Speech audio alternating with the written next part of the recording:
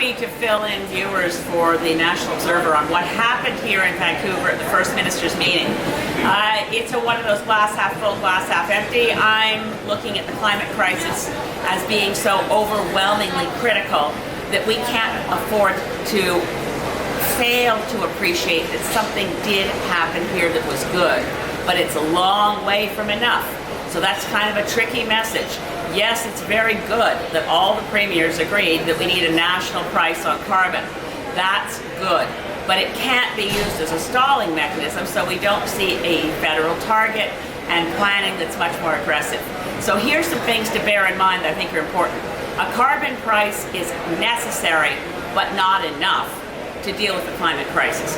We must have a whole range of measures and policies enacted by the federal government, including that the federal investments in infrastructure should be tied to greenhouse gas reductions.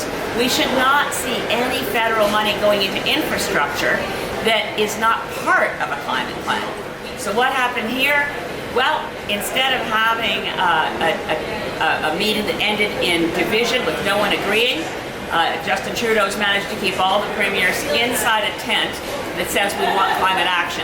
We know that Brad Wall is really not committed to reducing greenhouse gases in Saskatchewan. We know that BC is way behind in our own targets. So what I would like to see as leader of the Green Party is many more Canadians taking this on as something that we all do together. Push Christy Clark for much more aggressive targets to reduce greenhouse gases in BC without building Site C, without investing in LNG, which take us in the wrong direction. And for Canada, don't let up on pushing Justin Trudeau to come up with his own target, a new target, to replace the weak one left behind by Stephen Harper. And one last thing, I think the most important thing that Justin Trudeau said here at Globe was a new statement from any Canadian Prime Minister. He said out loud, "We are working towards putting fossil fuels behind us. We are working towards going off fossil fuels entirely." That's the right direction. Now we have to make sure the timeline is aggressive.